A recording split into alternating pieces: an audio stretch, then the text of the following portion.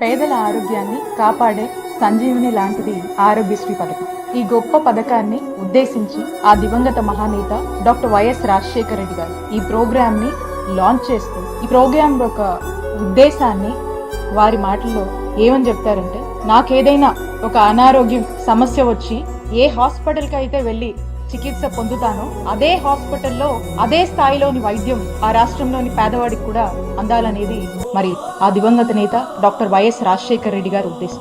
ఆరోగ్యశ్రీ అని చెప్పి కొన్ని లక్షల మందిని వారి యొక్క ప్రాణాన్ని కాపాడినటువంటి కార్యక్రమమే ఈ ఆరోగ్యశ్రీ పథకం.